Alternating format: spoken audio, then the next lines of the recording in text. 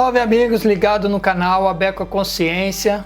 Hoje mais uma entrevista, um bate-papo interessante com a professora Olívia Maria Cordeiro de Oliveira.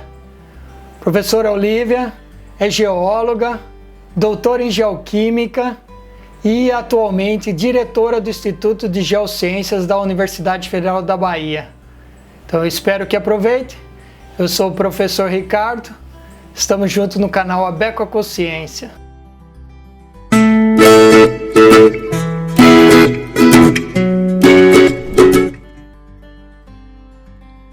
Salve amigos, estamos novamente aqui no canal Abeco a Consciência, hoje com a nossa professora, diretora do Instituto de Geociências da Universidade Federal da Bahia, professora Olívia. Tudo bem, Olívia? Olá, Ricardo. Bom dia, tudo bem? Sim, na medida do possível. Muito obrigada aí pelo convite, eu fiquei bastante lisonjeada. Ótimo, tenho certeza que vai ser um bate-papo muito legal e interessante e cheio de informações importantes para a sociedade, né? Então, espero que sim. Já nesse ensejo, eu já pergunto, né, já peço para que você fale um pouco sobre a sua carreira, né? Dentro das geociências.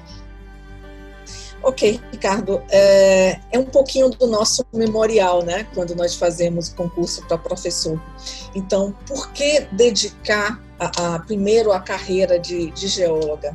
Eu sempre digo que talvez eu tenha tido influência. Na época de criança, meus avós tinham fazenda e depois esse mesmo ambiente, ele foi e tem sido palco para mineração de ouro lá em Teofilândia. Então no momento, estão trabalhando em Yamana Gold. Então eu tive parte da minha infância, né, falando em mineração, visitando alguns ambientes de mineração naquele local. Então, eu acredito que isso tenha fomentado esse desejo por maior conhecimento a respeito da geologia. Também, sempre que passava e olhava a estrutura, a superfície do nosso planeta, vamos dizer assim, a geomorfologia de determinadas áreas, eu sempre ficava me perguntando, né, o porquê, a existência daqueles ambientes mais altos, mais baixos, aquelas ondulações. Isso realmente também fez com que algumas disciplinas, para mim, tivessem uma conotação ou um contexto muito especial, pois deu respostas àquelas da minha infância. Então, escolhi o curso de geologia, né, como graduação, e fiz mestrado, logo em seguida o doutorado, e senti que tinha assim, o desejo por continuidade na academia, seja para o ensino e seja para a pesquisa. E assim tenho dedicado a minha vida, né, a minha vida acadêmica. Agora, eu tenho certeza que vamos falar ainda num tema que é a multidisciplinaridade. Então, desde cedo também eu gostava de trabalhar, né, qual a interação de outras matérias, de outras componentes, de outros assuntos, naquele assunto que eu estava levando como o meu caminho, seja na área de geologia, seja mais especificamente na área de geoquímica, onde eu fiz a minha especialidade, né, principalmente mestrado e doutorado.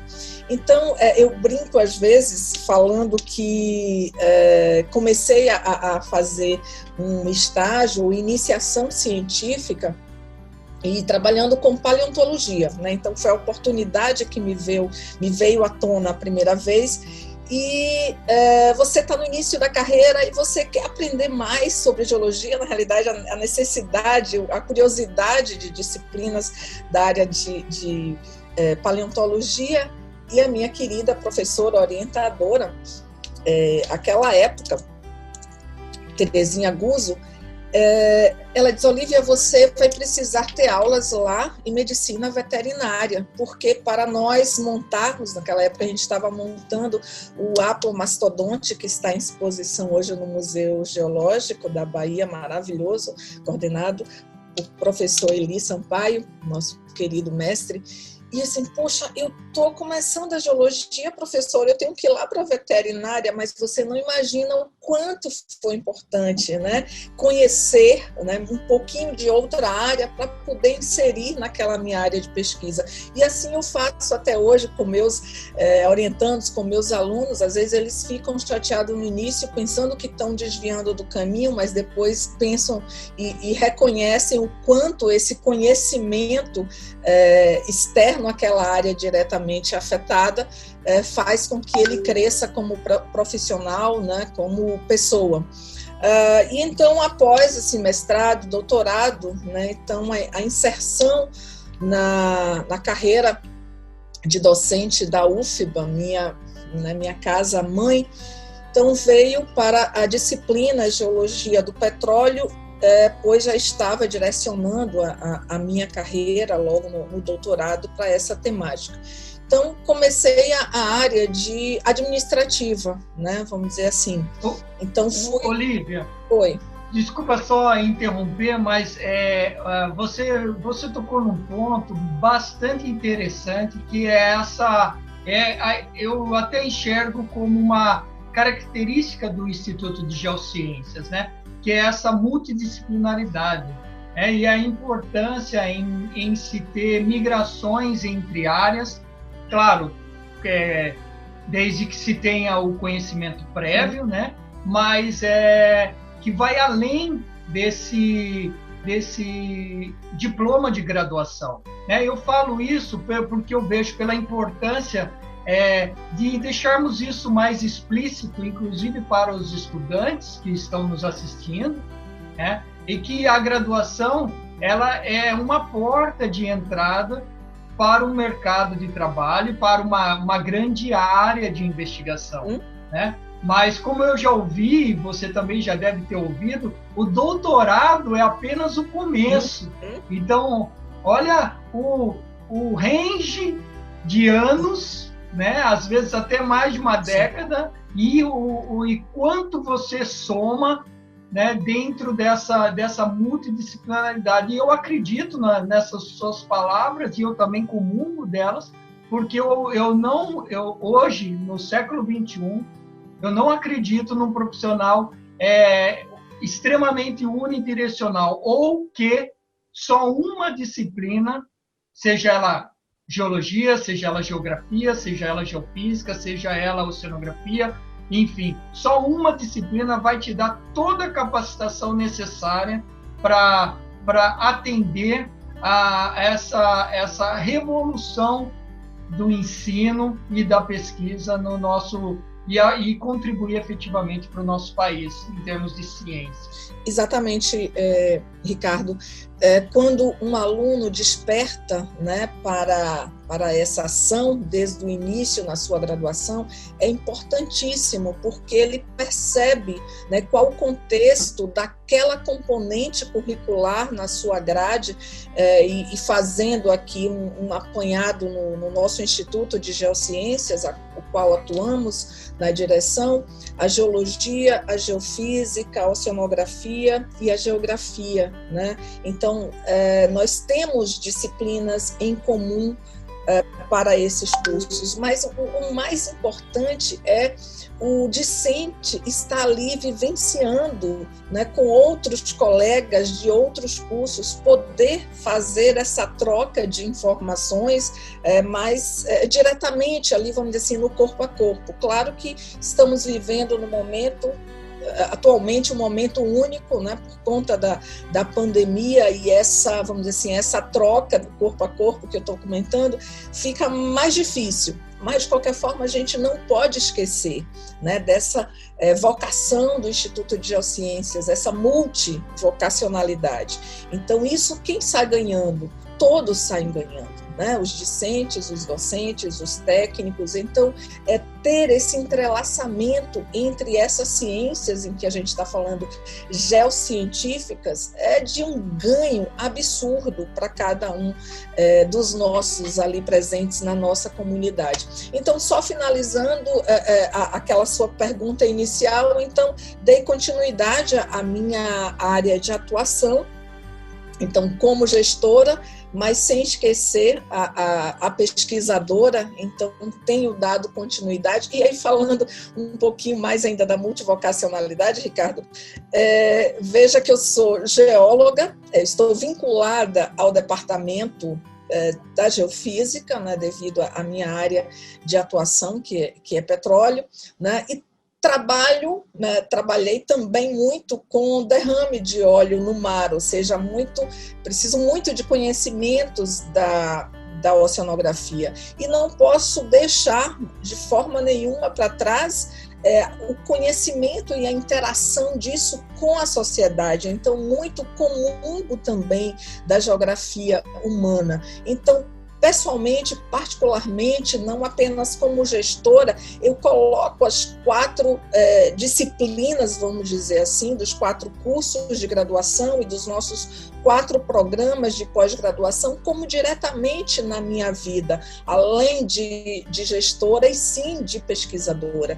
E se nós pudermos colocar isso na mente dos nossos alunos desde o início, certamente o ganho profissional deles será muito maior do que se pensarmos apenas numa linha direcional. Não estou dizendo que não precisemos dos especialistas de forma nenhuma, precisamos e muito, mas são especialistas com essa mente, né, voltada para a multidisciplinaridade. São os especialistas sabendo que eu posso, né, contar com outras áreas de atuação. Então, é muito lindo quando falamos, por exemplo, em geologia ambiental, né, onde utilizamos conceitos da geoquímica e onde utilizamos muito conceitos da medicina, né? Então, quando a gente fala em geomedicina, vamos dizer assim, na geologia ambiental, em geomedicina, por exemplo.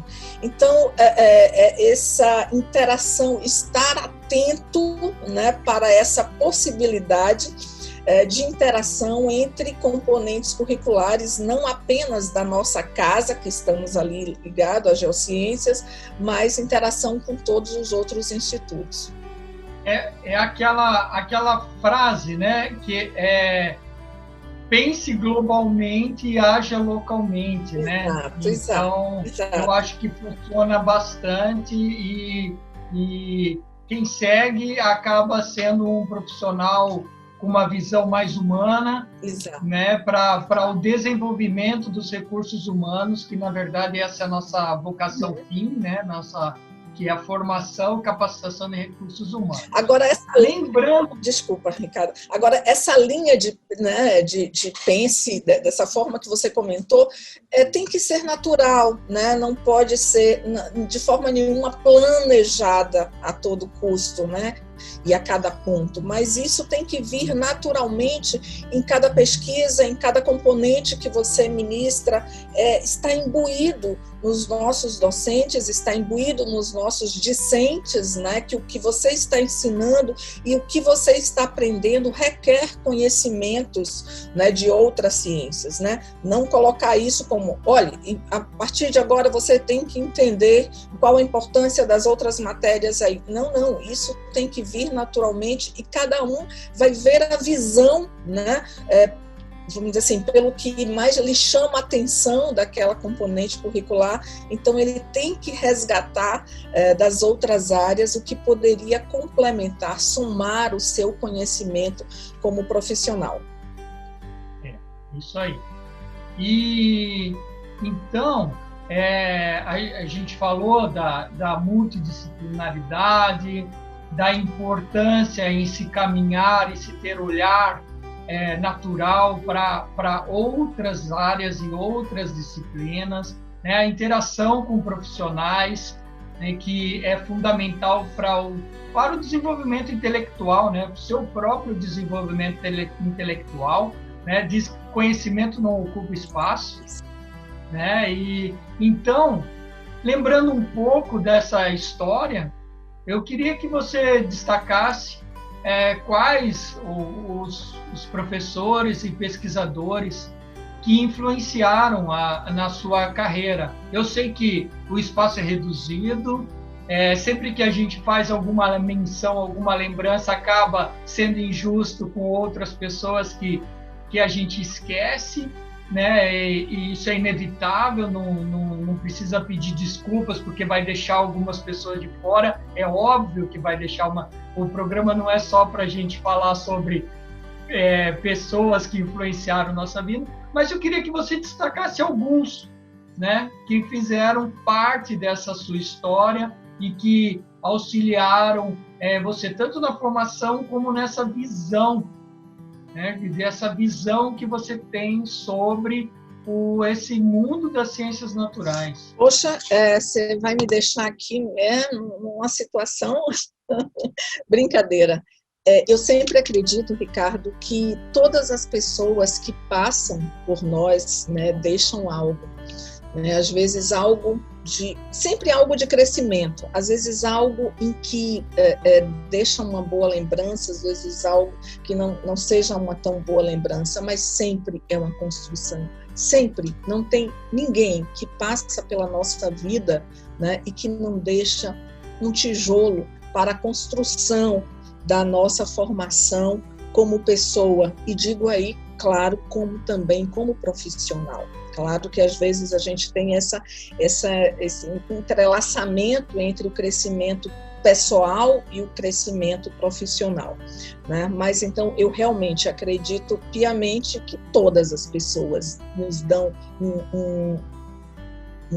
promovem um crescimento da nossa pessoa. E assim não poderia ser diferente aqueles docentes que passaram pela minha vida, né, pela minha formação profissional. Todos, inclusive para aquelas componentes curriculares que nós chamamos de optativas e às vezes eletivas, ou seja, que não tem uma ligação tão direta, né, à nossa área ali de trabalho, mas todos tiveram uma importância. E eu lembro com muito carinho de todos eles, né?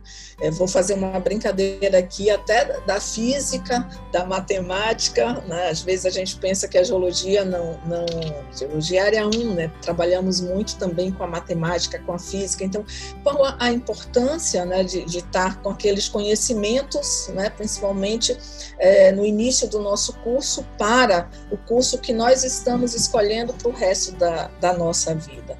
Então, se todos os nossos discentes, desde o início, pensarmos que ali é um tijolinho para o meu crescimento profissional, ele vai ter aquele docente como uma referência para o resto da vida.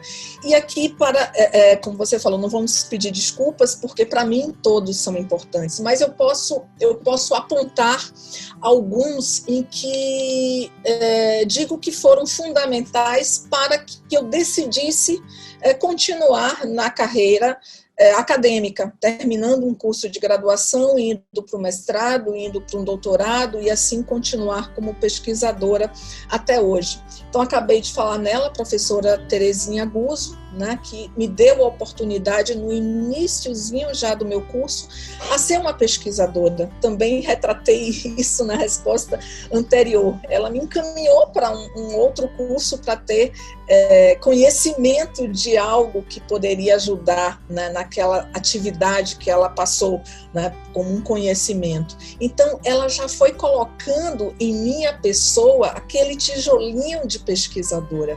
Então, assim, é uma pessoa, uma profissional que agradeço muito, né? Ela hoje está aposentada, mas sempre que a vejo tenho boas lembranças e um carinho muito grande.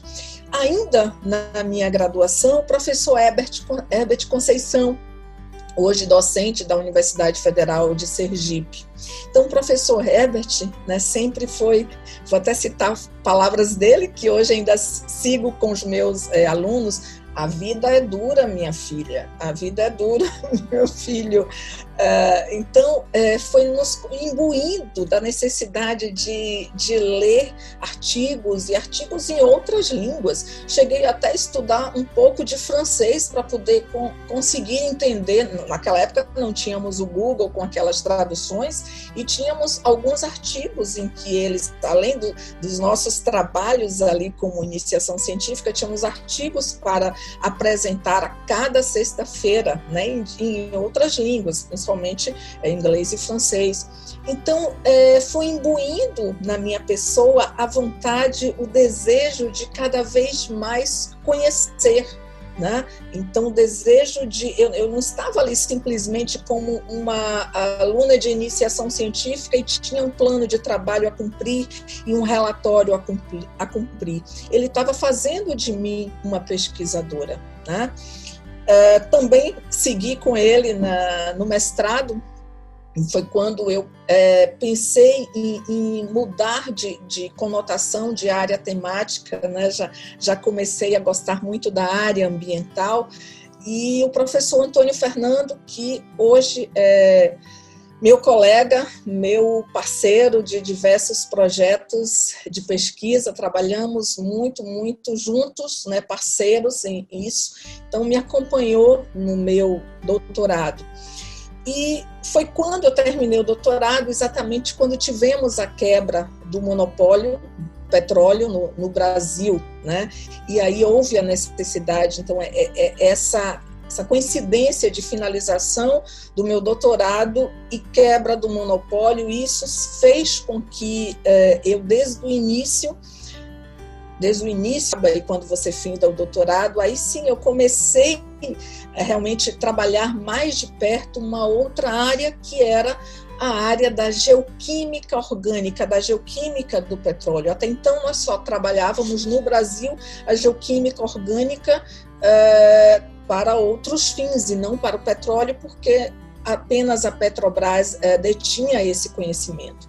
Então o professor Jorge Alberto Triggs, que ex-Petrobras e da Universidade Estadual do Norte Fluminense, lá do laboratório, muito me ajudou. Foi o meu mentor na área de geoquímica orgânica, especificamente de geologia do petróleo e de geoquímica do petróleo, né? Ele faleceu há 1 ano e poucos meses, e realmente, claro que temos outras pessoas que fizeram parte desse meu conhecimento da geoquímica do petróleo, mas você me pediu assim, alguns ícones, então eu apontaria esses profissionais que colocaram um tijolinho para o meu desejo de conhecer mais, para o meu desejo de me fazer uma profissional pesquisadora. Então, professora Terezinha Guzzo, professor Herbert Conceição, professor Antônio Fernando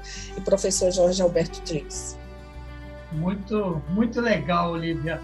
E aí você toca 2 pontos da história que quero só destacar um pouco, né? O primeiro, que foi a quebra do monopólio do petróleo da Petrobras, coincidindo com o final do seu doutorado e abrindo uma oportunidade, né, para pessoas externas da Petrobras poderem estar sendo incluídas dentro dessa indústria, né, que sabemos, tem muitas demandas e requer de diferentes profissionais. E quando falava do professor Herbert e do incentivo a ler artigos em francês, né, me veio um pouco na memória que você muito mais tempo de UFBA do que eu, né, mas pode lembrar, o Geociências ele tem uma história forte com a escola francesa de geologia, né, principalmente na área dos estudos do quaternário, né, já que nós estamos no canal do ABECO, a Consciência, da Associação Brasileira de Estudos do Quaternário, me lembro bem que houve uma grande influência da escola francesa, com o professor Louis Martin, iniciando os trabalhos aqui com o professor Abílio. Esse é ponto para outra história, mas só, né, nesse bate-papo estou me refrescando a minha memória, né? E que tornou ao IGEL, o UFBA, uma referência em termos de variação, curva de variação do nível do mar, né? E aí formou vários pesquisadores associados a essa área, também com grande destaque, tanto nacional como internacionalmente, né? Mas agora você falou da química, da geoquímica orgânica, que é um assunto bem interessante, e eu queria que você explicasse um pouco mais sobre quais as áreas de atuação que você tem, né, encampado, né? Explicar um pouco mais detalhado sobre essas áreas. Pois é, se você for pegar o currículo Lattes, então você vai ver uma certa migração, né, desde da graduação, mestrado e doutorado. Trabalhei com a parte de geoquímica, né, mais assim, de rochas graníticas, cienito, e aí migro, né, no doutorado para a questão ambiental, onde trabalhei com a Baía de Camamu, né, com impactos ambientais em seu manguezal em função de mineração, de processos de mineração, né? Só que essa mineração estava diretamente ligada à questão petrolífera. Então, foi quando começou a minha ponte para o estudo, o desejo de conhecer mais sobre a possibilidade de produção de petróleo, né, no nosso país. Então, isso despertou imenso desejo de continuar, né, na área de petróleo em relação a diversos aspectos. Então, comecei, claro que ao final do doutorado, iniciando projetos de pesquisa, até com um desses parceiros e mentores, o professor Antônio Fernando, projetos de pesquisa na área de remediação de áreas impactadas por petróleo, que inclusive esse é o título do grupo de pesquisa que já iniciei naquela época, né? Atualmente esse grupo de pesquisa migrou para um outro título, né? Mas a construção vem desde aí, remediação de áreas impactadas por petróleo. Então, assim, o conhecimento, o desejo de conhecimento a respeito do petróleo em todos os seus elos, né?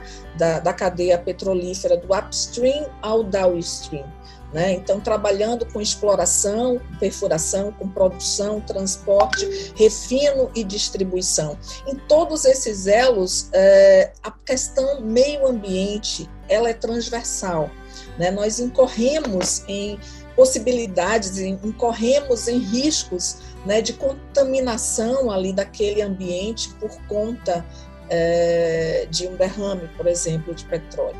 E assim segui muito, né, da minha linha de trabalho e de desejo de conhecimento a respeito. Tive assim, grande incentivo da Petrobras, logo após a queda do monopólio, para estar atuando diretamente em alguns campos de petróleo, em alguns poços, né, para deter mais esse conhecimento, alguns estágios fora do país, e posso aqui apontar o Environment Canadá, onde a questão ambiental e formação de protocolos, construção de protocolos é assim, bastante, vamos dizer assim, em alta.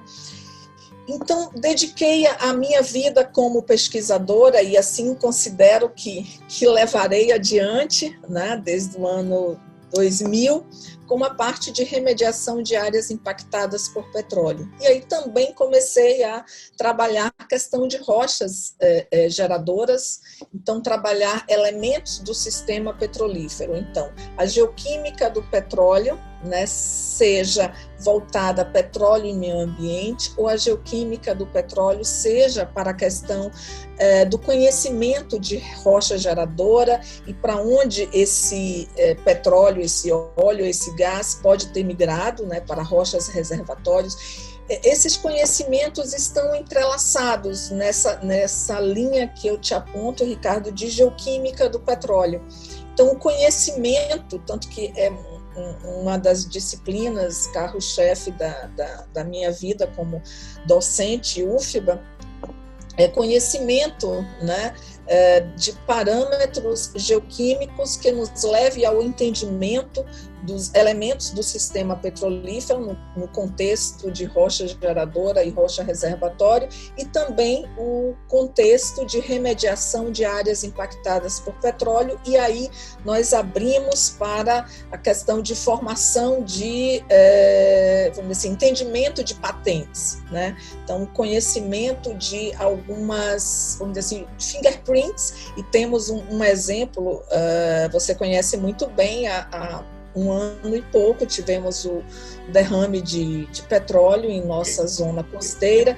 Ia te perguntar, desculpa, eu ia te perguntar justamente sobre isso, porque você já começou a falar, nós tivemos um grande desastre ambiental com a chegada de grandes quantidades de óleo no litoral, principalmente no litoral do Nordeste, e eu sei que você estava no grupo de frente, acho que foi um GT, né, um grupo de trabalho do Ministério, aí você que vai poder explicar melhor, mas a nível nacional, sobre essa questão do óleo. Então, por favor, nos explique essa questão da contaminação de óleo no litoral, principalmente na costa do Nordeste, mas você se envolveu a nível nacional.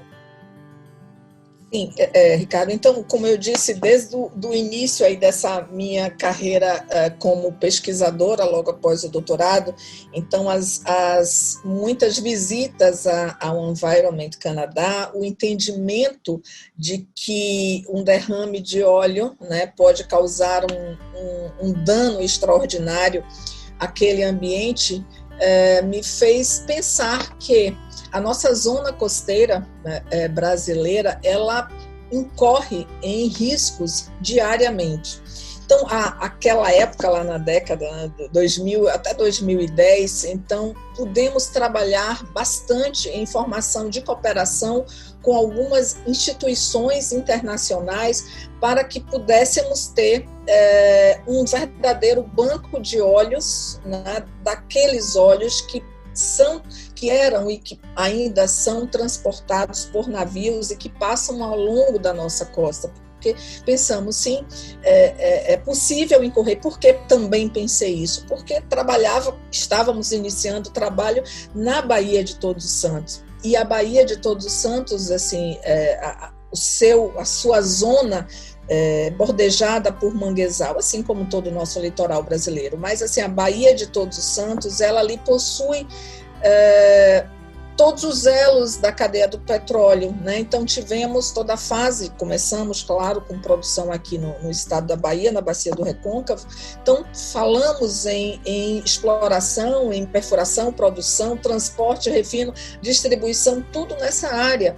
E o impacto ambiental nessa zona de manguezal tem sido terrível ao longo dos anos. Então, já pensando em uma tragédia, né, futura, é importante nós termos conhecimento do óleo, né, de outras partes do mundo, mas que são transportados por navios que chegam à nossa costa ou que, naquela época, ainda adentravam a Baía de Todos os Santos para deixar seu material, seu óleo, ou resgatar o óleo na refinaria Landulfo Alves. Então, podemos sim dar uma contribuição e tenho certeza que foi uma contribuição de extrema importância, né, para o nosso país, é o conhecimento da origem geoquímica desse óleo. Então, isso já foi bastante discutido, mas é importante lembrar que não estávamos falando de um país com um contexto, né, geográfico, com um contexto político, e sim estávamos falando e diagnosticamos assim rapidamente se tratar de um óleo produzido em uma bacia, né, que estava em determinado país, no caso foi a Venezuela. Então isso foi muito importante para mostrarmos, né, que nós fazemos ciência, que nós temos esse conhecimento, né, nós formamos recursos humanos para tal. Claro que isso é um trabalho, né, de equipe, e tivemos vários profissionais envolvidos assim, nessa temática,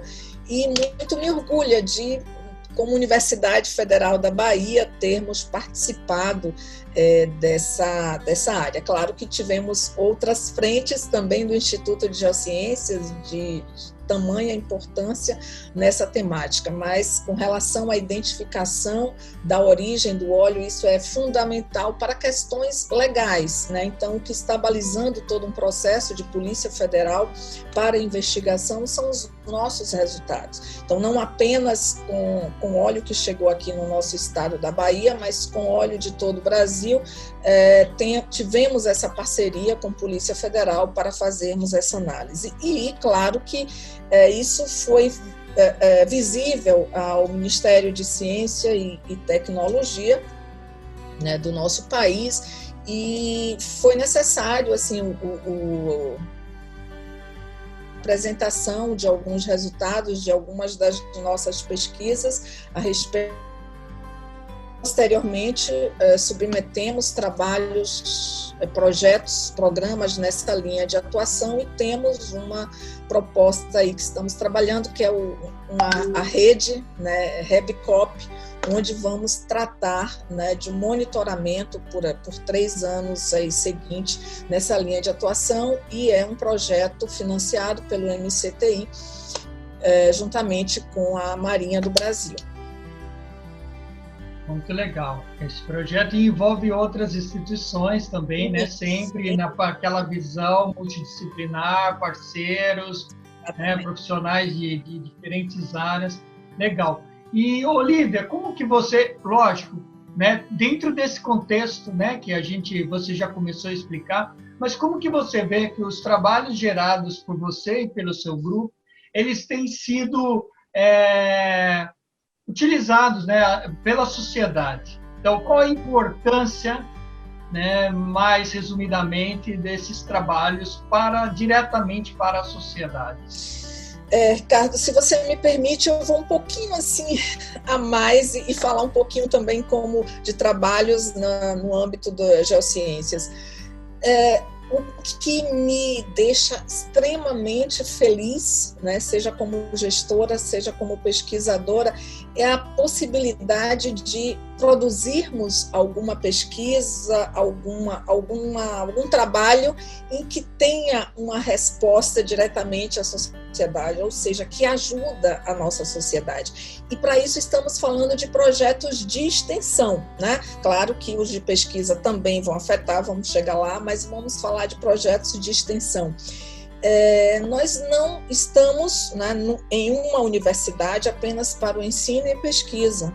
A universidade se faz do tripé ensino, pesquisa e extensão. Claro que também a gestão, mas falando aqui mais diretamente o que cabe para a maioria de nós, ensino, pesquisa e extensão. E é justamente na extensão onde, obrigatoriamente, quando se fala em um projeto de extensão, eu tenho que ter a interação com a sociedade.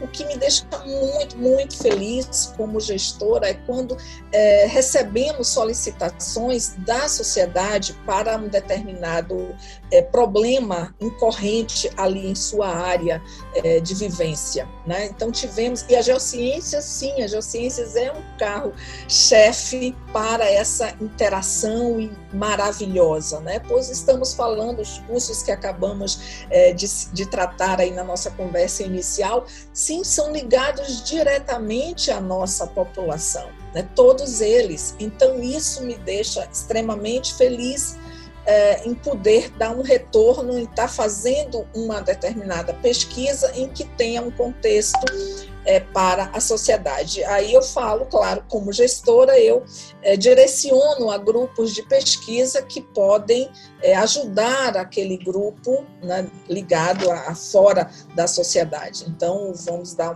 diversos exemplos nós temos aí, só colocar tentar entender ou tentar entrar e ver os projetos de extensão que temos apoiado nos últimos tempos. Nossas reuniões, assim, quase que ponto passivo, né? Toda reunião de congregação mensal, nós temos projetos de extensão aprovando, né, por esse conselho. Isso é muito importante.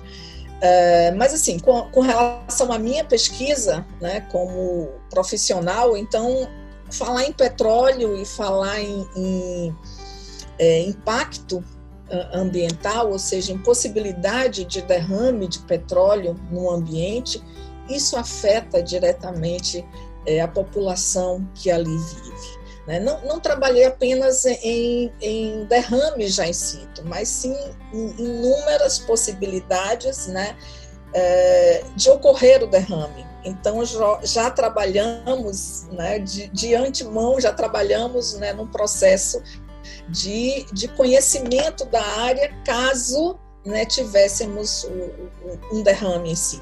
Então, considero que a minha atuação, né, como pesquisadora, e claro, quando eu falo, não trabalho sozinha, mas temos um grupo maravilhoso de outros profissionais, docentes, de alunos ligados às pós-graduações e alunos também de graduação.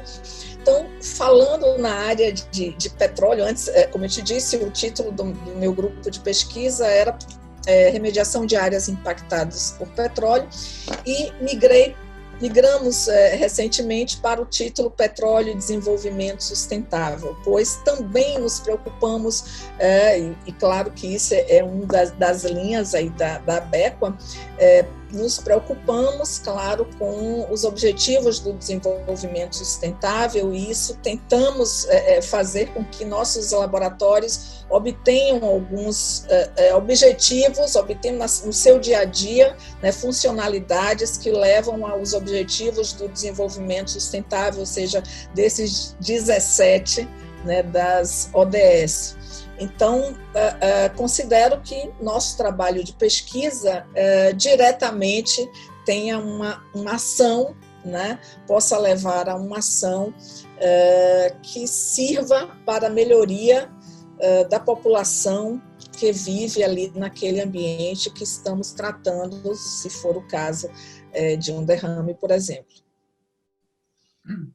E nesse contexto, Olívia, você, com a experiência que você tem e que o seu grupo tem, né, adquirido aí com muito esforço ao longo de décadas, você acredita que seu trabalho dentro da sociedade, principalmente considerando os gestores e tomadores de decisão, vocês são muito mais acionados no planejamento estratégico do desenvolvimento de uma área, seja como, por exemplo, derrames de petróleo e contaminação costeira. Então, quando você está desenvolvendo uma cidade costeira, uma orla costeira, vocês acham que vocês são mais chamados para o planejamento estratégico participativo ou na remediação de problemas que já foram causados justamente pela falta de profissionais no planejamento? Ótima pergunta, Ricardo. Eu diria que em ambos, né? Por que em ambos? A maioria dos nossos projetos de pesquisa, ou seja, nós desenvolvemos um projeto de pesquisa com recursos, né? É muito difícil, ainda mais na nossa área, e ainda mais a geoquímica, né, que necessita de insumos, necessita de equipamentos de ponta. Então, é muito difícil você desenvolver uma pesquisa apenas não apenas, mas lendo apenas alguns artigos, né? Então, você precisa, vamos dizer assim, colocar a mão na massa, você precisa ter recursos para que coloque, né, aquela tua ideia em ação. Então, todo esse fomento, ele vem de uma, vamos dizer assim, de uma instituição, né, e que essa instituição está ligada, claro, às vezes, né, para ambas as situações que você comentou, seja para o planejamento, ou seja, os resultados daquela pesquisa vai levar a um planejamento, ou os resultados daquela pesquisa servirão para monitorar e para nós planejarmos possibilidades futuras de um dano igual. Então, nossos projetos de pesquisa geralmente estão relacionados nas 3 escalas, né? Na escala municipal, na escala estadual, na escala federal e às vezes até internacional, né? Então, trabalhamos, né, interação, isso é independente de questão de político-partidária. Nós estamos falando em ciência, nós trabalhamos com ciência, nós fazemos ciência, né? Então, nós estamos ligados, ou ao longo aí desse tempo de gestão ou de fazer pesquisa, ligados a alguns editais, né, que estão ligados ao município, que estão ligados ao Estado. Assim, vamos dar um exemplo, a FAPESB, né, assim, um organismo assim, que nos ajuda muito, seja com verba, seja com outra forma de aporte, como seja Bolsa para a Formação de Recursos Humanos, e várias linhas, a depender do ano em que aquele edital foi lançado, está vinculado a essas 2 linhas que você me perguntou. E claro que no âmbito, na escala federal, a gente citou até ainda há pouco o MCTI como um aporte, a Marinha do Brasil como aporte de verba, pois, um exemplo desses estão ligados a alguns programas, por exemplo, a Ciência no Mar, né? Então, que até 2030 tem que ter alguns avanços, tem que ter algumas respostas para criar políticas públicas, né? Também trabalhamos, às vezes estamos em parceria com outras instituições internacionais e agora mesmo participamos do Biodiversa, né? Que é uma linha de financiamento internacional com parceiros nossos da Europa, então que vem a nossa potencialidade. Então, eu digo que nessas 3 ou 4 escalas, né, seja nível local, regional, né, e internacional, nós trabalhamos com alguns projetos ou algumas instituições de fomento cujas linhas estão para adquirir conhecimento para futuro próximo ou remediar algo que já foi, vamos dizer assim, demandado. Então, acredito que nas 2 linhas, em função, e é importante, digo isso para você, é importante nós participarmos, sim, de todas as linhas. Eu brinco, às vezes, que quando iniciamos um projeto na área de remediação de petróleo no ano 2000, foi um edital de FINEP, né? Então, na época, né, o Brasil precisava de conhecimento sobre geoquímica do petróleo. Então, tinha que dotar as instituições públicas desse conhecimento, porque até então, claro, era monopólio, somente a Petrobras conhecia sobre geologia e geoquímica do petróleo. Então, tinha que prover instituições, né, de fomento para que fornecesse verba para dotar instituições desse conhecimento. E estou dando somente um exemplo, né? 2001, então a FINEP estava trabalhando nessa linha de petróleo, só que nós não conhecíamos muita coisa de geoquímica do petróleo, nem tínhamos esses equipamentos de ponta, né? Que temos hoje, 20 anos depois. Mas o que é que nós tínhamos? Manguezal impactado por petróleo, né? Nós tínhamos uma Baía de Todos os Santos, palco, né, de contaminação durante anos. Então, nós propomos, e isso é importante para o gestor, para o pesquisador, né, ver como que você vai colocar o seu conhecimento, né, da sua área de atuação no momento para ajudar uma linha de pesquisa, mesmo que tenha contexto que você vai aprender ali ao longo do caminho. Então, foi uma, vamos dizer assim, foi uma entrega, né, de conhecimentos para adquirir outro conhecimento. Então, é você se inserir, né, em instituições de fomento, né, a nível local, a nível municipal, estadual, federal, para que você possa repassar o seu conhecimento, né, com aquela sua universidade, com seus pesquisadores, e, ao mesmo tempo, ganhar mais conhecimento a respeito de outra área temática. Muito legal. Eu só queria lembrar, né, que o canal Abeco à Consciência, ele também é apoiado como um projeto de extensão pela Universidade Federal da Bahia, né, numa iniciativa de cooperação entre a Associação Brasileira de Estudos do Quaternário e o IGEL, Instituto de Geociências da Universidade Federal da Bahia. Então, mostrando que a universidade tem, sim, a preocupação, como foi dito pela Olívia, né, de transmitir conhecimento adquirido e com muito esforço, né, para a sociedade. Então, nós estamos aqui dentro desse canal justamente numa comunicação direta com a sociedade. Então, para isso, vocês que estão nos assistindo, se inscrevam no canal, ativem as notificações, mandem comentários dos vídeos para que nós possamos cada vez mais melhorar e trazermos novidades para vocês. Né?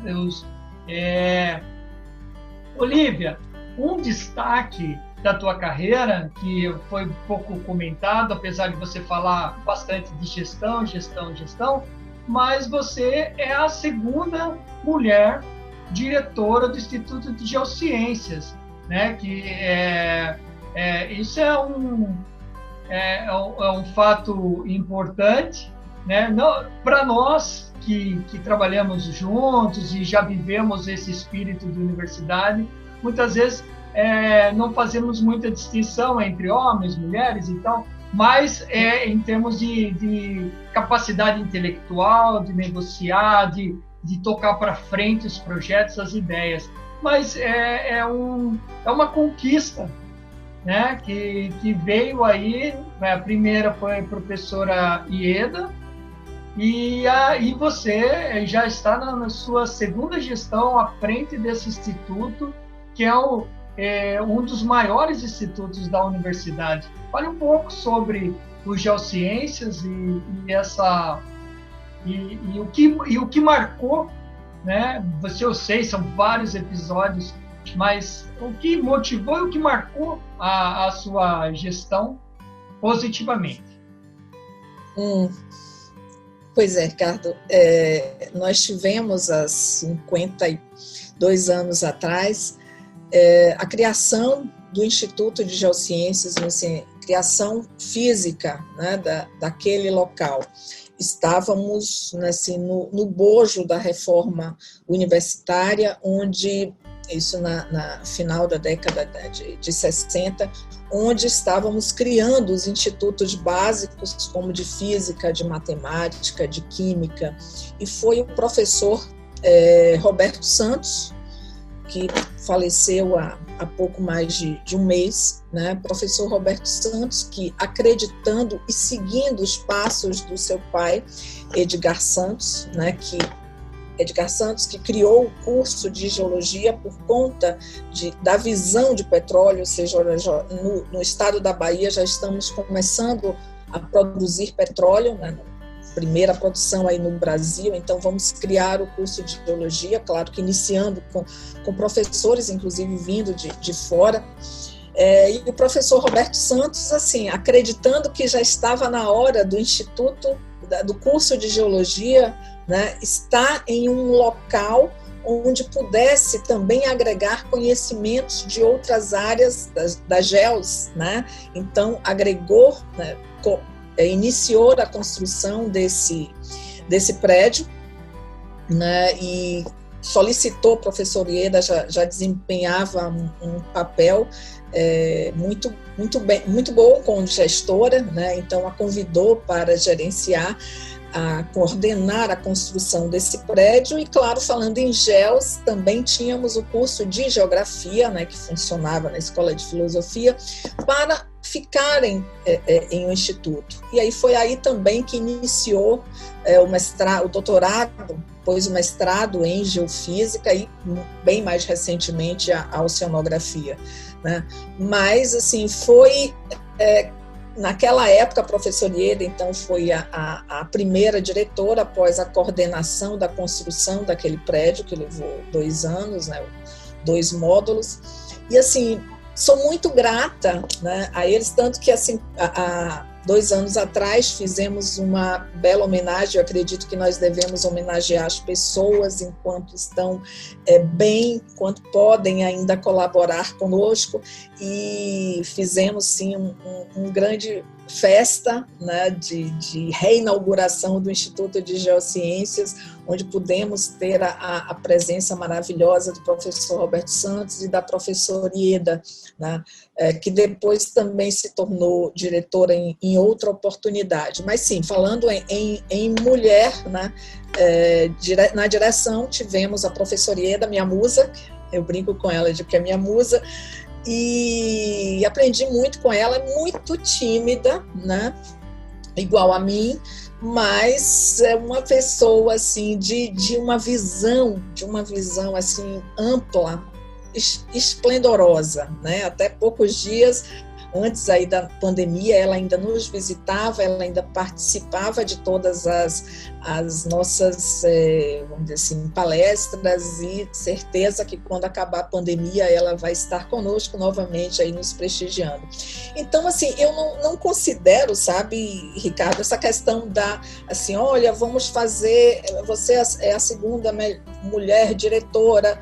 Assim, eu não fui, assim, eu não me coloquei à disposição da nossa comunidade geocientífica como diretora por ser simples mulher, mas me coloquei porque eu amo o Instituto de Geociências, foi a minha casa, mesmo tendo feito o doutorado no Rio de Janeiro, na Universidade Federal Fluminense, mas eu tenho o Instituto de Geociências desde os meus 17 anos, quando eu escolhi a geologia como a minha formação primeira profissional.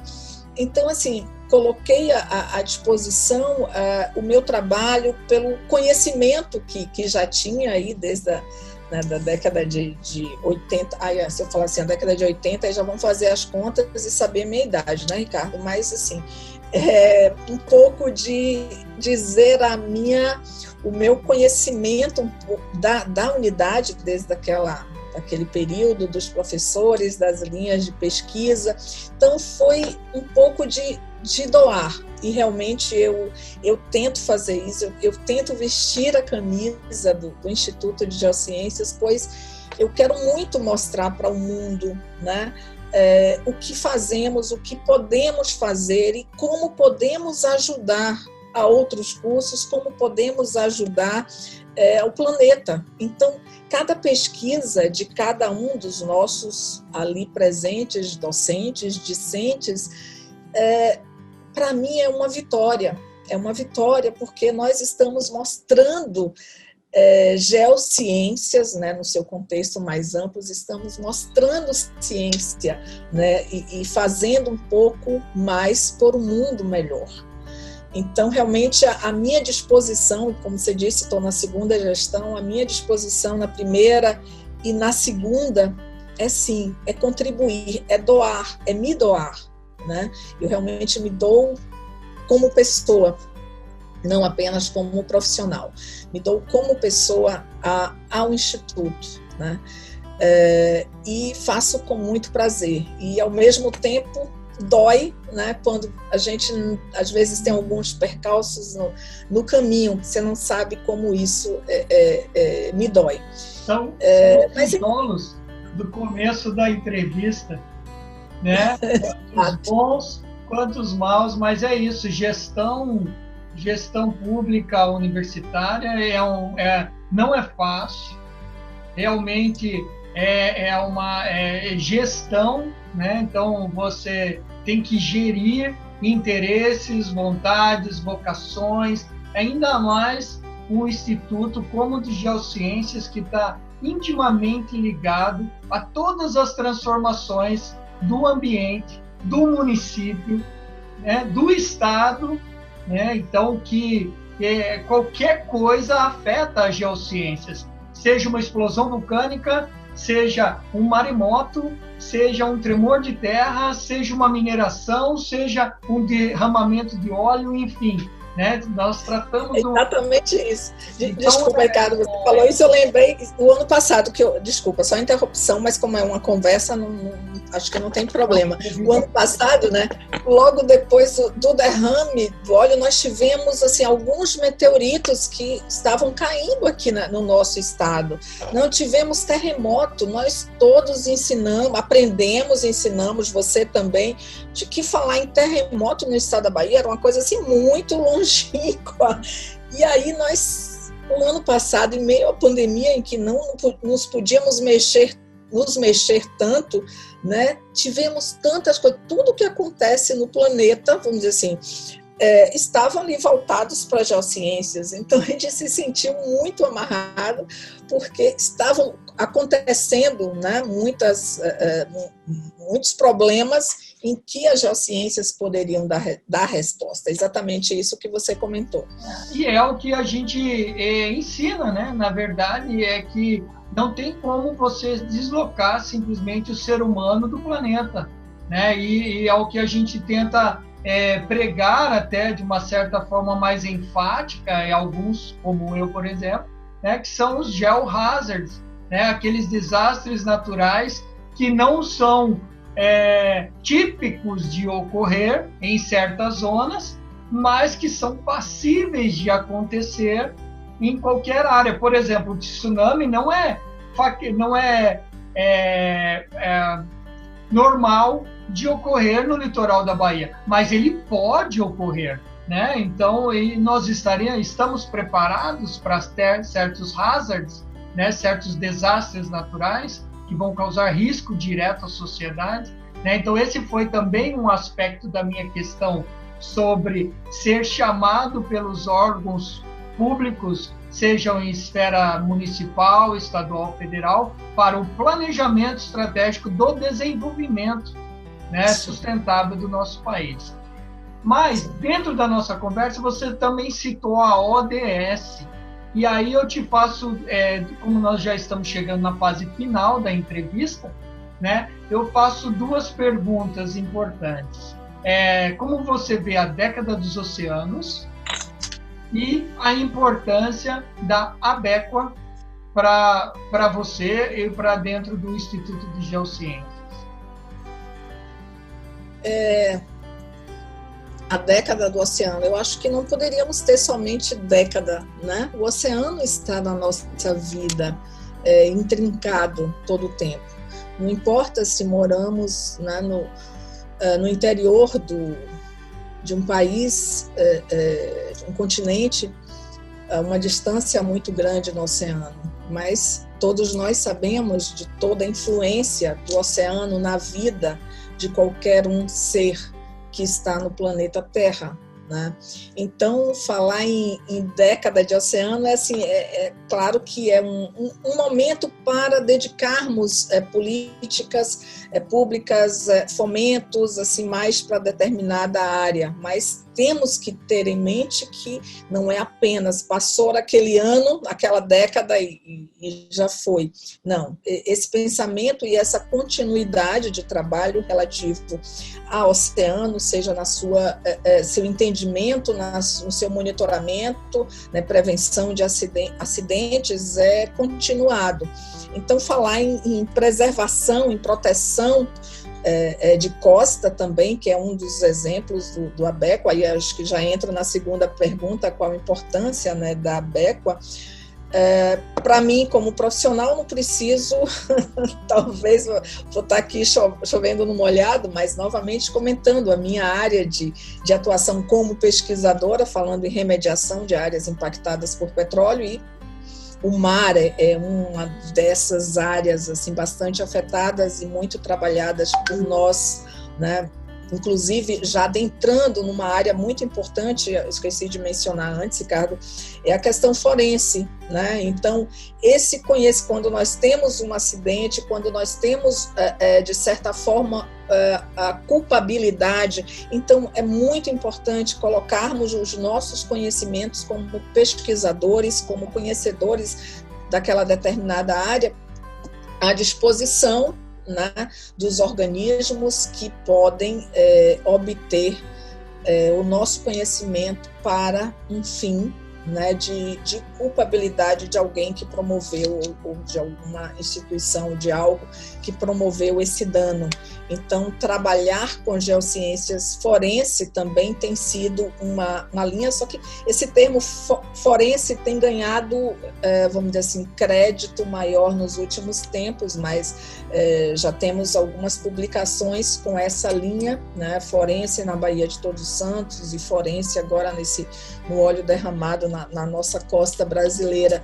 Então, a ABEQUA, ela, assim, é uma associação, e o Congresso ABEQUA é, assim, fundamental para nós, geocientistas, para todo um contexto, né, onde envolve, aí não é apenas os cursos de oceanografia, a área de oceanografia, oceanologia, mas sim todos que falamos em geociências, né? Se já colocamos aí a importância daquelas disciplinas, daqueles cursos no âmbito das geociências, então falar de oceanos, falar de ABEQUA, então mostrar trabalhos e mostrar como podemos preservar essa nossa zona costeira é extremamente importante, e para isso termos um local que eu digo seria o Congresso, termos um período onde poderemos estar discutindo melhor essas ações que temos feito aí ao longo dos anos. Então, a ABEQUA considero extrema importância, não apenas para os profissionais do Instituto de Geociências, mas como para toda a sociedade de uma maneira geral. E muito também me orgulho de estarmos aí como parceiros sediando mais esse congresso ABEQUA, e parabéns a você aí por toda essa gestão e esse trabalho continuado nessa linha. Lembrando que o congresso do ABEQUA, 18º congresso da ABEQUA, será em Porto Seguro, né, uma parceria entre a Associação Brasileira de Estudos do Quaternário, a Universidade Federal da Bahia e a Universidade Federal do Sul da Bahia. Então, mais informações é só acompanhar nós no site. E para finalizarmos, Olívia, eu já de antemão agradeço muito pela sua presença, sua participação. Esse bate-papo foi muito legal, né? E eu queria que você deixasse uma mensagem final para os nossos ouvintes, né, dentro da plataforma do YouTube. Bem, a mensagem final é pensarmos na multidisciplinaridade. Claro que a gente está num ensejo de ABEQUA, né, de congresso ABEQUA, mas a mensagem final é pensarmos na multidisciplinaridade como fonte, como forma, né, de proteção dos nossos oceanos. E cada um de nós que vamos ter o tempo dedicado a pesquisar a respeito desse congresso, possamos aprender e possamos doar um pouquinho de nós.